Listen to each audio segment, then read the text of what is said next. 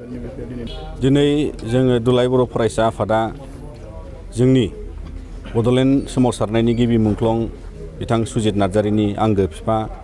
मंगलसिं नार्जारि बिथाङा दिनैहाय मैया मोनायाव बिथाङा रुंसारि जादों आरो दिनै जों बिथांखौ जोबथा बिदाय होनो जों बिथांनि न'आव सिथ्लायाव जों फैदों आरो जोंहा माहारियारि आफाद आरो बिथांनि आंगो फिसाला जाय माहारिनि गिबि मुंख्लं बर'नि बड'लेण्डनि सोमावसारनायाव जों एबसुनिफ्राय बिथांनि न'खरनिसिम आरो माहारिनि जानानै गोथौयै जों दुखु मोननाय फोरमायो आरो दिनै बिथांनि जिउआ सोरगोआव आलो गोजोनै जायगा मोनगोन जों बिनि मिजिंजों आर'ज गाबो आरो बेखायनो दिनै दुलाराय बर' फरायसा आफादा जोङो गासै जोंनि जेरावबो आसाम नाङै जोंनि मावख'आव जों गासै दख'रा दालाइसा जेरावबो जिल्ला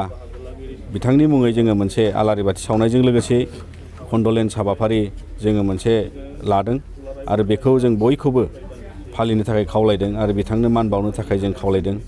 मानोना दिनै बिथाङा जोंनि सासे आंगो बिफा महरै आरो जों बयनिबो दिनैहाय मोनसे बिदिन्थि महरै मानगोनां सुजित नार्जारि मुंख्लंनि मुङै बिथाङा दिनैसिम जोंखौहाय फिसालाखौ गोसोखांनायजों लोगोसे जों बिथांखौ लाफानानै गोबां बिथांनि मुङै हाबाफारियाव बिथाङा जोंजों बाहागो जायोमोन नाथाय दिनै जों न'खरनि आंगो गावनिनो बिफा हिसाबै बिथाङा दिनै जोंनिफ्राय आनज्रायलांबाय दा बेनिखायनो जोङो बिथांनि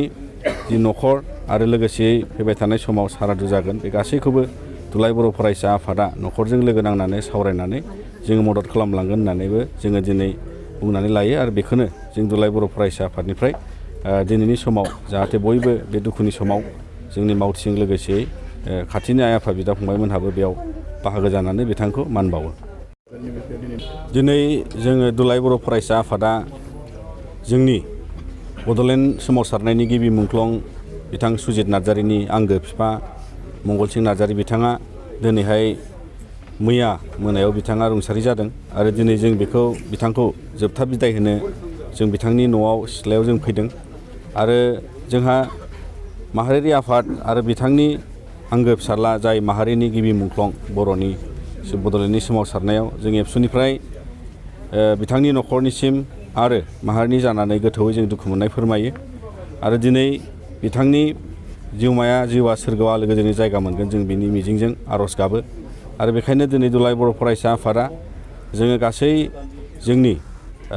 जेरावबो आसाम नाङै जोंनि मावख'आव जों गासै दख'रा दालाइसा जेरावबो जिल्ला बिथांनि मुङै जोङो मोनसे आलारि बाथि सावनायजों लोगोसे